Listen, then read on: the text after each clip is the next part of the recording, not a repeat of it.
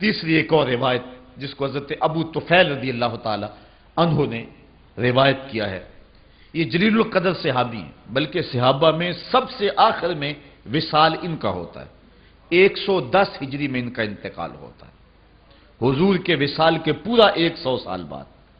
حج کا موسم ہے، لوگوں کا اجتماع ہے۔ حضرت ابو طفیل اونچے ٹیلے پہ چڑھ گئے، لوگوں کی طرف اشارہ کر کے کہا، لوگوں میری جانب آؤ، اس وقت روئے زمین پہ میرے علاوہ کوئی نہیں ہے جس نے حضور کو دیکھا، صرف یہی دو آنکھیں ہیں جنہوں نے جمال محمد عربی کی زیارت کی۔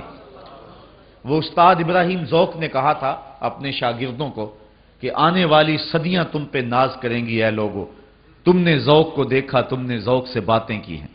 جس نے استاد ذوق کو دیکھا اس پہ تو زمانہ ناز کرے، پھر جن نگاہوں نے جمال رسول کو دیکھا ہے صلی اللہ علیہ وسلم، تو پھر ان آنکھوں پر ناز کیوں نہ کیا جائے۔ تو حضرت ابو طفیل اونچی جگہ پہ کھڑے ہو کر کے کہتے ہیں، لوگو آؤ، اس روئے زمین پہ اب میرے علاوہ کوئی نہیں ہے جس نے حضور کو دیکھا ہو، آؤ مجھے حضور علیہ السلام کے بارے میں پوچھو۔ یار میرے جیسا کج مج شخص اگر حضور کا ذکر کرنے کے لیے جمع ہو، حاضر ہو، تو کتنے لوگ جمع ہو جاتے ہیں حضور کا ذکر سننے کے لیے۔ یہ میرے لیے کوئی نہیں آیا، یہ ذکر رسول کے لیے آئے ہیں۔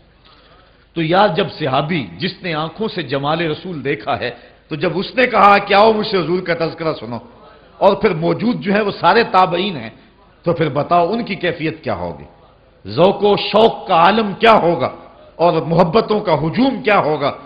تو لوگوں نے اکٹھے ہو کر کے ہجوم کر کے حضرت ابو طفیل کے چاروں طرف گھیرا ڈال لیا اور کہا، صف لنا رسول اللہ صلی اللہ علیہ وسلم، ہمیں حضور کا حلیہ بیان کر دیجئے، ہمیں بتائیے حضور کیسے تھے۔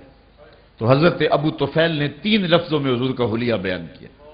وہ 3 لفظ آسان ہیں، اگر آپ یاد کر سکیں تو حضور کے وصاف اور حلیہ نگاروں میں آپ کا نام بھی شامل ہو جائے گا کہ آپ کو بھی حضور کا حلیہ آتا ہے۔ ایک تو لمبے تذکرے حضور کے حلیے پہ، امام ترمذی نے پوری کتاب لکھی ہے شمائل ترمذی، علماء نے اس پر اور بہت کچھ لکھا ہے، لیکن یہ 3 لفظوں میں حضرت ابو طفیل نے جو ہے وہ حضور کا حلیہ بیان کیا۔ لوگوں نے کہا، صف لنا رسول اللہ صلی اللہ علیہ وسلم، ہمیں حضور کا حلیہ بیان کیجیے۔